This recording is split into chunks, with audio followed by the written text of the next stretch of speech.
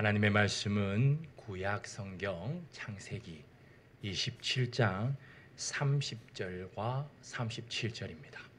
구약 성경 39쪽에 그리고 주보 3면에 나와 있습니다.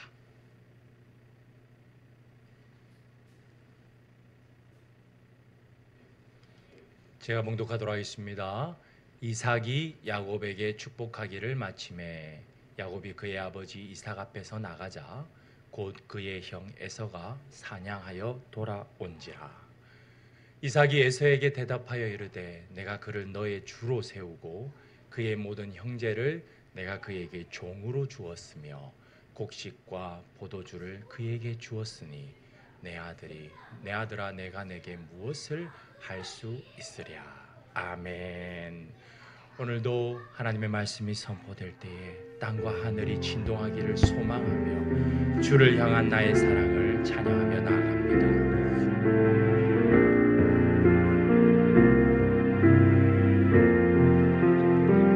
주를 향한 나의 사랑을 주께 고백하게 하소서.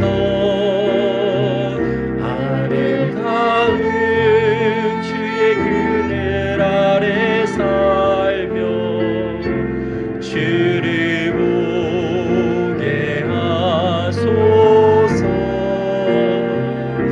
주님의 말씀 선포될 때에 땅과 하늘 진동하리니 나의 사랑 고백하리라. 나의 구주 나의 친구 주님의 말씀 선포될 때에 땅과 하늘 진동하리니 나의 사랑 고백하리라. 나의 구주 나의 친구.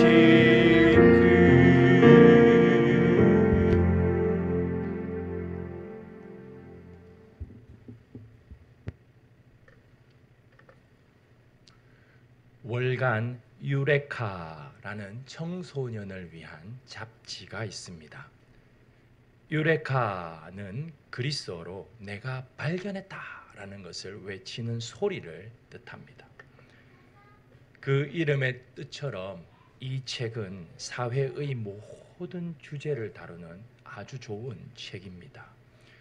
대학 입시를 앞두고 논술을 준비하는 학생에게는 더없이 좋은 선생님이 될 수 있는 그런 잡지입니다.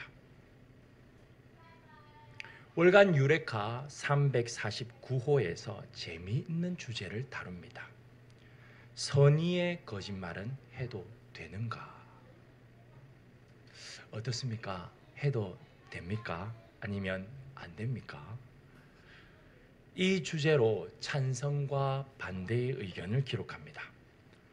이 의견에 찬성하는 사람들은 이렇게 말합니다. 선의의 거짓말을 해도 된다라고 말하는 사람들은 이렇게 말합니다. 위험에 처한 사람이 있을 때에 또는 깊은 슬픔에 처한 사람이 있을 때에 그 사람에게 선의의 거짓말을 함으로써 그 사람을 위험에서 구할 수 있고 슬픔에 빠지지 않게 할 수 있다. 이 주장입니다.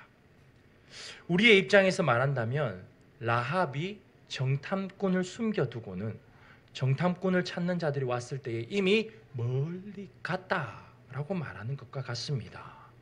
여호수아 2장 5절입니다. 그 사람들이 어두워 성문을 닫을 때쯤 되어 나갔으니 어디로 갔는지 내가 알지 못하나 급히 따라가라. 그리하면 그들을 따라잡으리라 하였으나. 라합이 말한 것이 바로 선의의 거짓말입니다. 이로 인해 정탐꾼 두 사람이 살았습니다. 누가 라합을 잘못했다라고 말할 수 있겠습니까? 결국 이 선의의 거짓말이라는 것은 과정은 어떻든지 간에 결과가 선을 낳으면 그것이 거짓말이라도 괜찮다고 그들은 주장하는 것입니다. 어떻게 생각하십니까? 반면에 반대하는 자들은 과정을 중요시 여깁니다. 거짓과 그리고 선의의 거짓을 구분하는 절대 기준이 없다. 선의의 거짓이 또 꼭 사람을 행복하게 만들고 선을 만들지만은 않는 것이다 라고 주장합니다. 오직 결과가 선이 된다면 과정은 무시해도 된다라고 말하는 것은 때론 범죄도 인정될 수 있는 것이 아닌가, 이런 질문을 다시 던집니다. 그렇다면 우리 한번 생각해 봅시다. 하나님은 이 선의의 거짓말을 과연 어떻게 보실까요? 만일 이런 일들이 일어난다면 그 이유는 무엇일까요? 창세기 27장은 선의의 거짓말이 기록된 성경입니다. 핵심 사건은 야곱과 리브가가 작정하고 아버지와 형을 속이는 사건이기 때문입니다. 이유는 단 하나입니다. 장자의 복을 받기 위해서. 이 복이라는 결과를 취하기 위해서 그들은 거짓말은 물론 그의 버금가는 행위도 서슴지 않고 행하는 것을 창세기 27장을 통해 알 수 있습니다. 아버지 이삭은 물론이고 형 에서도 속이고 심지어 하나님까지 그 일에 언급합니다. 과연 이와 같은 내용이 성경에 기록된 이유가 무엇이겠습니까? 성경은 선의의 거짓말이라는 이 도덕적 주제를 말하는 도덕책이 아닙니다. 성경은 구원을 얻는 지식이 기록된 책입니다. 따라서 성경은 오직 예수 그리스도를 말하고 있음을 우리는 항상 염두에 두어야 합니다. 그러므로 창세기 27장에서 이 야곱의 속임 사건을 기록한 이유가 바로 이 창세기 27장에서 하나님께서 독자들에게 말씀하시고자 하는 메시지입니다. 아버지 이삭을 속이는 이야기는 창세기 25장 34절에서 시작합니다. 에서가 장자의 명분을 팥죽 한 그릇에 팔아넘긴 사건에 관하여 성경 기자는 이렇게 암시합니다. 창세기 25장 34절입니다. 에서가 장자의 명분을 가볍게 여김이었더라. 이 이야기를 딱 마친 후 창세기 27장이 나오지 않습니다. 창세기 26장에서 하나님은 이삭에게 아브라함의 복을 계승하십니다. 이 과정이 필요합니다. 그 후 창세기 27장 1절과 2절을 한번 보십시오. 이삭이 눈 어두웠고 늙어 어느 날 죽을는지 알지 못한 상태가 되었다라고 기록합니다. 이삭의 죽음이 임박했습니다. 이 말은 아브라함의 복이 창세기 26장에서 이삭에게 임했고 이제는 이 이삭의 복이 창세기 27장에서 누군가에게 전해진다는 것을 말합니다. 창세기 26장에서는 이삭은 혼자였기 때문에 아브라함의 복이 이삭에게 계승되었습니다. 하지만 27장은 이삭의 상황과 달리 거기에는 몇 명이 있습니까? 2명입니다. 아주 흥미롭습니다. 왜냐하면 2명이 있다는 것은 그 안에 긴장이 있다는 것을 말하기 때문이지요. 그러니 창세기 27장에서 표면적으로 보여지는 것은 과연 이 둘 중에 누가 하나님의 복을 계승하는가입니다. 마치 이 BBC가 선정한 영국의 윈 중 한 명인 영국의 시인이며 극작가인 윌리엄 셰익스피어의 이 4대 비극 중에 나오는 햄릿에 나오는 유명한 문구 아시지요? 사느냐 죽느냐 그것이 문제로다 와 같습니다. 여기서 문제라고 번역된 단어는 의문이라는 의미입니다. 따라서 창세기 27장은 이 표면적으로 독자들에게 질문을 던집니다. 야곱이냐 에서냐 그것이 의문이로다. 이 두 사람 가운데 하나님의 복이라는 중심이 있습니다. 따라서 우리는 이제 그 복을, 하나님의 복을 누가 계승할 것인가를 집중해서 보아야 합니다. 드라마 한 편보다 더 흥미진진합니다. 그렇습니까? 왜냐하면 이 아브라함의 그 놀라운 복이 이삭에게 계승되었고, 이제는 이 이삭의 복이 둘 중 하나에게 계승될 것이기 때문입니다. 성경은 굉장히 논리적인 책이란 것을 창세기 26장 마지막 부분을 통해 알 수 있습니다. 창세기 26장 끝에서 의미심장하게 마칩니다. 창세기 26장 34절과 35절입니다. 에서가 가나안의 7 족속 중 하나인 헷 족속과 결혼을 했고, 헷 족속의 여인과 결혼을 했고, 그로 인해서 부모는 근심하게 되었다라는 것을 기록합니다. 이것은 큰 복선이자 결말을 암시합니다. 이 자세한 내용은 뒤에서 살펴볼 것입니다. 창세기 27장의 이야기는 우리가 아주 잘 아는 이야기입니다. 이삭이 죽을 날이 다가옴을 느끼고 하나님 앞에서 장자의 복을 장자인 에서에게 주려고 장자인 에서를 부릅니다. 비록 팥죽 한 그릇으로 장자권을 팔았지만 여전히 아무런 일도 일어나지 않았습니다. 아버지 이삭이 말합니다. 아들아, 내가 죽을 날이 다가오니 나를 위해 사냥을 해서 별미를 만들어 주렴. 그럼 내가 이것을 먹고 여호와 앞에서 너를 축복하겠다. 이 소리를 들은 에서는 사냥을 하러 나갑니다. 그런데 누가 또 이 소리를 듣습니까? 엄마인 리브가가 듣습니다. 아주 긴장감 넘치지요. 그런데 엄마는 이 아버지의 복이 야곱 아들 야곱에게 임하기를 바랍니다. 왜 그렇습니까? 왜냐하면 하나님께서 엄마인 리브가에게 하신 말씀이 있었기 때문입니다. 창세기 25장 23절입니다. 큰 자가 어린 자를 섬기리라. 엄마인 리브가의 행위를 통해서 리브가는 이 말씀을 품고 살았음을 알 수 있습니다. 그래서 리브가는 이 말을 듣자마자 아들 야곱을 부릅니다. 야곱에게 가서 염소 2마리를 가져오면 아버지 이삭이 좋아하는 요리를 만들어 줄 것이고 너는 그것을 들고 아버지께 가라라고 말합니다. 이제 미션이 정해졌습니다. 이름하여 복탈환 작전입니다. 장자의 복이 에서가 아닌 야곱에게 가도록 하는 작전입니다.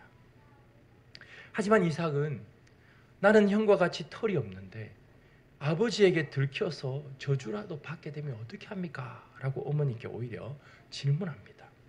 그러자 어머니는 저주는 자신에게 돌리라고 말하고 염소 새끼의 가죽으로 털이 있는 것처럼 꾸미고 에서의 옷을 입혀서 야곱을 아버지께로 보냅니다. 아버지 앞에 야곱이 섰습니다. 그러자 눈이 어두운 이삭은 누구냐라고 묻습니다. 이때 야곱은 자신을 누구라고 말합니까? 창세기 27장 19절입니다. 야곱이 아버지에게 대답하되 나는 아버지의 맏아들 에서로소이다. 야곱이 지금 거짓말을 하고 있습니다. 이 거짓말은 갈수록 깊어집니다. 창세기 27장 20절입니다. 아버지의 하나님 여호와께서 나로 순조롭게 만나게 하셨습니다. 그래서 맛있는 음식을 빨리 만들어 왔다고 말합니다. 정말 큰일 날 소리를 하고 있습니다. 지금 이유는 진실을 말하면 자신은 아버지로부터 저주를 받을 수 있기 때문입니다. 복을 위해서 야곱은 지금 거짓말을 하고 있습니다. 이것이 선의의 거짓말이죠. 심지어 여호와 하나님까지 언급하고 있습니다. 그런데 이삭은 쉽게 동의하지 않는 모습을 성경은 기록합니다. 에서로 변장한 야곱을 가까이 오라고 말합니다. 드라마로 치면 최고로 긴장되는 지점입니다. 이것을 만약에 드라마로 딱 만들어서 우리 앞에 상영을 한다면 어떻게 하면서 숨을 죽이고 막 쳐다보고 있을 것입니다. 상상을 한번 해보십시오. 계속해서 두근두근 거렸을 이삭의 야곱의 심장을. 그리고는 이삭은 가까이 온 에서로 변장한 야곱을 이리저리 만져봅니다. 털이 느껴집니다. 그리고는 의미심장한 말 한마디를 던집니다. 27장 22절입니다. 야곱이 그 아버지 이삭에게 가까이 가니 이삭이 만지매 이르되 음성은 야곱의 음성이나 손은 에서의 손이로다 하며, 무엇을 뜻하겠습니까? 아버지가 그 상황을 의심하고 있다는 것을 아버지의 뜻을 통해 표현하고 있습니다. 그러면서 마치 야곱에게 한 번 더 기회를 주듯이 질문합니다. 27장 24절입니다. 이삭이 이르되 네가 참 내 아들 에서냐? 참 내 아들 에서냐? 강조법이지요. 그러자 야곱은 말합니다.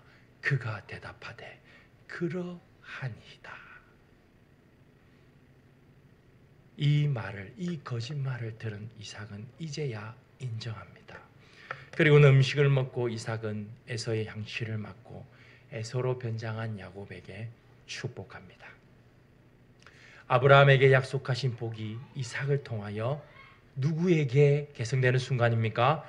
야곱에게 계승되는 순간입니다. 하지만 야곱에게는 계승된 복에 특별한 뭔가가 기록되어 있습니다. 우리 창세기 27장 29절입니다. 함께 읽겠습니다. 만민이 너를 섬기고 열국이 내게 굴복하니니 내가 형제들의 주가 되고 내 어머니의 아들들이 내게 굴복하며 너를 저주하는 자는 저주를 받고 너를 축복하는 자는 복을 받기를 원하노라. 아멘. 가운데를 보시면 정확하게 나옵니다. 네가 형제들의 주가 되고, 야곱이 장자의 복을 받는 순간입니다. 어머니가 받은 그 큰 자가 어린 자를 섬기리라가 성취되는 순간입니다. 이것이 명확하게 에서를 통해 한 번 더 드러나고 있습니다. 돌아온 에서가 자신에게도 복을 달라고 아버지 이삭에게 요청합니다. 이때 이삭이 이렇게 말합니다. 창세기 27장 40절입니다. 내 아우를 섬길 것이며. 장자의 복이 완전하게 야곱으로 넘어갔고 이제는 에서를 통해서 그 복을 확증하고 있는 순간입니다. 밭죽의 결과가 이제야 명확하게 드러나고 있습니다. 우리가 처음 했던 질문에 다시 집중합시다. 누가 이 복을 받을 것인가? 누가 받았습니까? 야곱이 이 복을 받았습니다. 창세기 27장은 야곱이 어떻게 그 복을 받았는지를, 그 과정을 분명하게 기록하고 있습니다. 떳떳하지 못하지만 결국 야곱이 복을 받았습니다. 따라서 훗날 애굽에 있던 이스라엘 백성들은 아브라함과 이삭과 야곱의 하나님이라고 하나님을 부릅니다. 이로 인해 에서가 화를 내는 것은 당연한 일이었습니다. 그래서 야곱을 죽이려 합니다. 이를 듣고 리브가는 또 술을 냅니다. 야곱을 라반에게로 보냅니다. 이것은 보여줍니다. 하나님께서 그 거짓말을 인정하지 않으셨다는 것을. 만일 하나님께서 그 거짓을 인정하셨다면 야곱이 삼촌 라반에게 도망을 가야 할 이유가 없기 때문입니다. 그럼에도 불구하고 이 도망을 통해서 야곱은 에서와 달리 바로 그 땅에서 레아와 라헬을 만납니다. 이로 인해 12지파가 태어나게 됩니다. 따라서 창세기 27장은 분명하게 보여줍니다. 우리 함께 읽겠습니다. 하나님께서 야곱의 인생에서 일어나는 일들 가운데 오직 하나님의 뜻인 하나님의 복을 야곱에게 계승하십니다. 아멘. 이삭의 복이 이 야곱에게 계승되는 과정과 순간을 창세기 27장은 보여주고 있습니다. 이것은 하나님께서 아브라함에게 주신 복의 실질적인 계승자가 바로 야곱임을 말합니다. 창세기 24장 7절이 증거합니다. 이 땅을 내 씨에게 주리라. 아브라함의 약속이 복이 계승되는 자가 아브라함의 씨이고 그가 이 땅을 받게 될 것이라는 의미입니다. 이 말은 결국 약속의 땅을 받을 자가 야곱임을 말하고 있습니다. 야곱이 훗날 창세기 32장에서 이스라엘로 그 이름이 바뀌었습니다. 따라서 이것은 훗날 출애굽한 이스라엘, 하나님께 속한 사람이란 뜻이지요. 이 이스라엘 백성들이 하나님께서 약속하신 그 땅에 반드시 들어가게 될 것을 약속하시는 것입니다. 비록 그의 조상이 거짓을 행하였으나 하나님께서 복을 그 조상 야곱에게 주셨다는 것을 이 본문을 읽는 1차 수신자인 출애굽한 백성들은 분명하게 깨닫게 됩니다. 그래서 그들에게 있어서 이 선민사상, 하나님께서 우리에게, 비록 우리의 조상이 거짓을 행했지만 하나님께서 복을 주셨다는 이 선민사상은, 그들이 특별하게 택함을 받았다는 것을 인정하는 이 선민사상은 그들의 근간이 됩니다. 이런 이유로 혼혈일인 사마리아인들을 경멸했던 것입니다.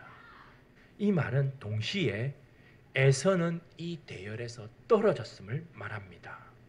이것을 보여주는 것이 바로 에서의 결혼을 언급했던 복선입니다. 창세기 26장 34절부터 35절에 나타난 복선입니다.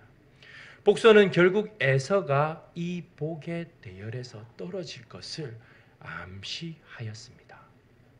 문제는 그렇게 야곱이 복을 받았다고 그 가정까지 오른 것은 아니었다는 사실입니다. 그것은 야곱의 떠남을 통해서, 또 떠나서 간 그곳에서 야곱은 누구에게 속습니까? 라반에게 속는 사건이 계속해서 등장합니다. 이 사건을 통해서 그 과정까지 오른 것은 아니었음을 하나님께서 분명하게 가르쳐주고 계십니다. 야곱의 거짓을 하나님께서 묵인하신 것은 아니라는 것이지요. 그렇다면 왜 야곱의 거짓을 성경은 기록하고 있습니까? 야곱이 이삭을 속이고 에서를 속이고, 에서는 그 일로 인해 화를 내고, 리브가는 또 이삭을 속이고, 야곱은 도망가고, 이것은 무엇을 보여주고 있습니까? 바로 그들의 인생을 보여주고 있는 것입니다.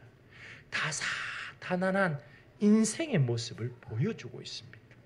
이런 일 가운데서, 이러한 다사다난한 인생 가운데서 결국 야곱이 하나님께서 말씀하신 대로 복을 받는 것은, 하나님께서 인생에 일어나는 모든 순간 가운데서도, 심지어 거짓과 화와 같은 일들이 일어나고 있는 이러한 상황 가운데서도 누구의 뜻이 분명하게 선다는 것을 보여주고 있습니까? 하나님의 뜻이 분명하게 선다는 것을 보여주고 계십니다. 이것이 결정적으로 어디에서 보여집니까? 그리스도의 십자가에서 분명하게 나타납니다. 구약의 하나님의 백성들이 다 망합니다. 하지만 하나님은 다시 돌아오게 하십니다. 그럼 우여곡절 끝에 결국 누가 오십니까?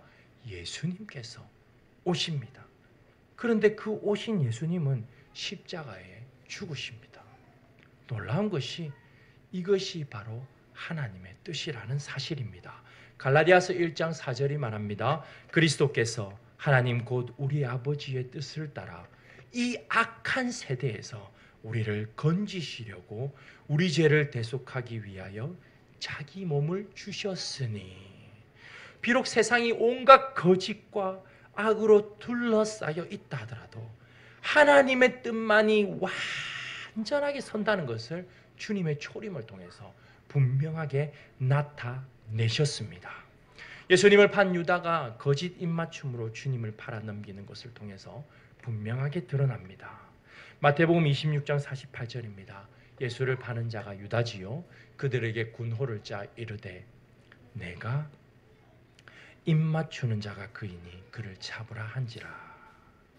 유다가 입을 맞추는 것은 거짓이고 속임입니다. 이 행위를 통해 예수님은 십자가를 지기 위해 잡혀가십니다. 하지만 십자가를 지는 것은 유다의 배반 때문이 아니라 하나님의 뜻을 이루는 것이었습니다. 예수님께서 친히 이 부분을 말씀하십니다. 마가복음 14장 21절입니다. 인자는 자기에게 대하여 기록된 대로 가거니와 인자를 파는 그 사람에게는 화가 있으리로다. 그 사람은 차라리 나지 아니하였더라면 자기에게 좋을 뻔하였느니라 하시니라. 하나님의 뜻인 이 그리스도의 구속은 가룟 유다의 배반과 바리새인들과 서기관들의 시기와 그리고 여인들의 흠모 가운데 일어난 바로 그 인생 가운데 이루신 하나님의 뜻의 결정판입니다. 이렇게 하나님은 어지러운 세상 가운데서도 묵묵히 하나님의 뜻을 이루어 가심을 주님의 구속 사역을 통해 분명히 보여주셨습니다. 결국 그렇다면 예수 그리스도를 믿고 살아가는 하나님의 백성들의 인생 가운데서 하나님은 지속적으로 하나님의 뜻을 이루어 가신다는 것을 분명하게 말씀하십니다. 지금 나라가 의대 증원 문제로 위대한 K 의료는 어디 갔냐라고 부르짖으며 원성이 하늘을 찌르고 있습니다. 사람들은 모두 다 아유 살기 힘들다. 왜 이렇게 어렵느냐. 이렇게 말하는 시기. 앞으로는 더 힘들어질 것이라고 말하는 그러한 어려운 시대가 올 것이라고 말하고 있는 회색빛 미래. 비정상적인 기후변화로 인해 계절마저도 우리의 인생을 돕지 않는 것 같은 이런 시대 가운데 살아가는 우리에게 오늘 하나님은 분명하게 말씀하십니다. 오직 하나님의 뜻만이 완전히 서리라. 옆 사람에게 한번 고백하실까요? 오직 하나님의 뜻만이 완전히 섭니다. 오직 하나님의 뜻만이 완전히 섭니다. 잠언 19장 21절입니다. 우리 함께 읽겠습니다. 사람의 마음에는 많은 계획이 있어도 오직 여호와의 뜻이 완전히 서리라. 아멘. 사람의 마음도 그렇다면 하물며 인생이겠습니까? 사람이 이 장단에 맞춰 이리 살고 저 장단에 맞춰 저리 살아도 결국 흔들리지 않고 오직 한 방향으로 나아가고 있는 것은 과연 무엇입니까? 하나님의 뜻입니다. 심지어 악한 자가 온갖 겉모술수를 사용하여서 우리 인생을 좌지우지한다 하여도 절대로 하나님의 뜻을 막을 수는 없습니다. 왜냐하면 오늘 본 것처럼 하나님은 거짓을 행하는 가운데서도 하나님의 뜻을 온전히 이루시는 완전하신 하나님이시기 때문입니다. 그렇다고 해서 이 겉모술수를 행하는 자들을 묵인하신다는 말은 아닙니다. 유다처럼 그들도 반드시 그 값을 치르게 될 것이기 때문입니다. 마태복음 27장 5절이 기록합니다. 유다가 은을 성소에 던져놓고 물러가서 스스로 목매어 죽은지라.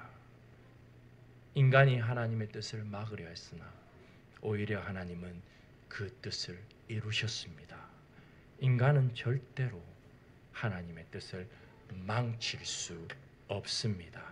어떤 사람이 힘으로, 지위로, 경력으로 그 어떤 것으로 우리를 누를 수는 있겠지만 우리를 통해 폭발적으로 역사하고 계시는 하나님의 뜻을 막을 수는 없습니다. 2024년 일본의 JR 후쿠시마 야선 노선 이름입니다. 탈선 사고 19주기입니다.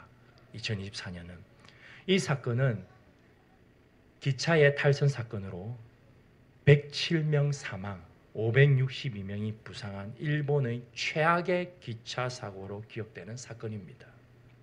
일본 사람들은 19년이 지났지만 절대로 잊으면 안 된다고 말하며 지금도 추모하는 사건입니다. 그 내용은 이렇습니다. JR 후쿠시야마선 탈선 사고는 2005년 4월 25일 오전 9시 18분 고속열차가 커브를 돌지 못하고 그대로 탈선한 사고입니다. 이 열차가 옆 아파트와 충돌하면서 107명이 사망하고 562명의 부상자가 발생했습니다. 이것의 이유로는 과속으로 보고 있습니다. 기차가 탈선을 하여 불러온 인재입니다.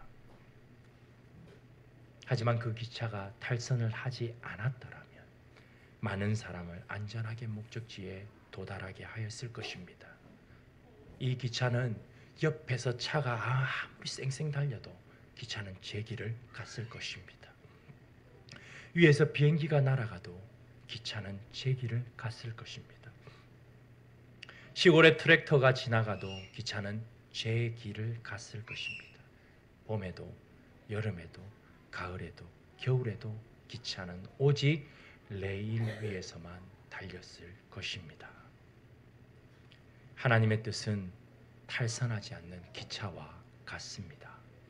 인생의 온갖 문제들이, 온갖 사건 사고들이 일어나도 하나님은 하나님께서 깔아놓으신 이 말씀이라는 레일 위에 하나님의 뜻이라는 기차를 하나님께서 친히 운행하십니다.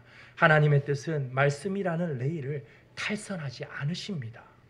그리하여 인생의 봄, 여름, 가을, 겨울이 지날 때, 또 인생의 희, 노, 애, 락의 감정을 지날 때도 하나님은 오롯이 그 레일 위를 탈선하지 않는 하나님의 뜻이라는 기차를 운행하고 계심을 우리는 기억해야 합니다. 그 길은 오로지 God's way입니다. 고속도로를 주행하다 보면 옆에서 뭐라고 하든지 말든지 오로지 앞만 보고 가는 운전자들을 한 번씩 만납니다. 그들을 우리는 My way라고 부릅니다. 이를 보면서 어떤 이는 빵빵거리지요. 어떤 이는 불을 반짝반짝거립니다. 또 어떤 이는 가까이 가서 창문으로 그 사람을 쳐다보면서 비아냥거리기도 합니다. 다양한 사람들이 그 운전자를 지나갑니다. 그러나 그 운전자는 오로지 My way 합니다. 이 운전자를 통해서 하나님의 뜻이 어떻게 전진하고 있는지를 우리는 한번 생각해 볼 수 있습니다.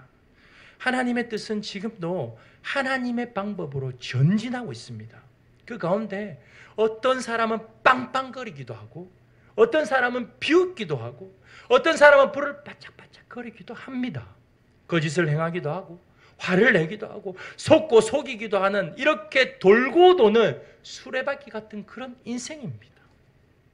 그런데 그 가운데 묵묵하게 한 자리에서 바퀴라는 인생을 돌리고 있는 수레바퀴의 축과 같은 것이 바로 하나님의 뜻입니다. 수레바퀴의 축이 빠지면 결국 그 바퀴가 빠지는 것과 같은 것이 우리의 인생입니다. 인생이 아무리 니 잘났고 내 잘났고 한들 결국은 하나님의 뜻만이 온전히 서는 것이 우리의 인생임을 창세기 27장의 야곱의 행위를 통해서 보여주고 계십니다. 문제는 우리가 과연 이런 인생 가운데서 하나님의 뜻만이 완전히 선다는 것을 확신하느냐, 이것입니다. 하나님의 뜻이 서긴 서겠지만 그 시기를 알지 못하기에 지금 당장 우리 앞에 주어진 이 부당한 현실, 힘으로 누르고 지위로 누르고 경제로 누르고 우리 앞에 펼쳐진 이 어려움들을 견디지 못하는 것이 우리 인생이기 때문입니다. 이런 우리를 향하여 하나님은 오늘 창세기 27장을 통해서 인생에서 만나는 모든 순간으로 인해서 우리의 인생이 좌지우지되는 것이 아니라 오직 하나님의 뜻만이 완전하게 선다는 것을 분명하게 보여주고 있습니다. 그러므로 변하는 것은 세상이 아닙니다. 오늘 이 말씀을 들은 우리가 변해야 합니다. 세상은 여전히 온갖 좋지 않은 것들로, 부정한 것들로, 어쩌면 생각만 해도 불평 가득한 것들로 가득 차 있을 수 있습니다. 그러나 말씀을 듣는 우리는 이 세상 가운데서 이제 소망을 가지고 섭니다. 그래, 내가 이렇게 힘들고 어려울지라도, 고통스럽고 아플지라도 하나님께서 말씀하시기를 하나님의 뜻만이 온전히 선다고 하셨으니 내가 무엇을 붙잡아야 하겠는가? 하나님의 뜻을 붙잡고, 하나님께서 과연 이 고통과 아픔과 슬픔과 나를 저렇게 힘들게 하는 사람을 통하여 주신 하나님의 뜻이 무엇인지 우리는 물어야 합니다. 그러면서 이 세상 가운데 당당하게 예수 그리스도를 믿는 사람으로 분명하게 서야 합니다. 이렇게 말할 수 있어야 합니다. 우리가 이 말씀에 아멘하고 다시 세상으로 돌아간다고 세상이 변하지 않는다는 것을 꼭 기억하셔야 합니다. 여전히 우리를 막고 있는 사람이나 우리를 힘들게 하는 상황이나 풀리지 않는 우리의 현실이나 답답하여 견딜 수 없는 현실들이 눈앞에 펼쳐집니다. 그러나 확신하십시오. 그러한 것들이 우리를 끌고 가는 것이 아닙니다. 답답하여 견딜 수 없는 현실로 인해서 이리저리 쓸려다닐 필요가 없습니다. 바람이 이쪽으로 분다고 이쪽으로 가는 것이 인생이 아니기 때문입니다. 저쪽으로 분다고 저쪽으로 가는 것도 우리의 인생이 아닙니다. 누군가 내 앞길을 막고 꼭 내가 가는 길만 방해하고 나만 괴롭히고 나만을 향해 비웃는다고 그 일에 너무 연연할 필요가 없습니다. 왜냐하면 지금도 우리를 향한 하나님의 뜻이 묵묵하게 전진하고 있기 때문입니다. 하나님의 뜻은 탈선하지 않습니다. 그러므로 우리 말씀을 확신하면서 이렇게 외칩시다. 인생이여 오라. 나 두려워하지 않을 것이니라. 왜냐하면 나를 향한 우리를 향한 하나님의 뜻이 전진하고 있기 때문이라. 말씀이라는 레일 위에서 탈선하지 않는 하나님의 뜻을 확신합시다. 히브리서 10장 39절을 우리 함께 읽습니다. 우리는 뒤로 물러가 멸망할 자가 아니요 오직 영혼을 구원함에 이르는 믿음을 가진 자니라. 아멘. 이제 우리 두려움에, 어려움에, 힘듦에, 외로움에, 불안함에 우리의 인생을 빼앗기지 말고 탈선하지 않는 하나님의 뜻을 쫓아 행함으로 어찌하면 내가 하나님을 기쁘시게 할까 고민하는 우리 모두가 되기를 바라며 이 말씀을 전해 드립니다. 아멘.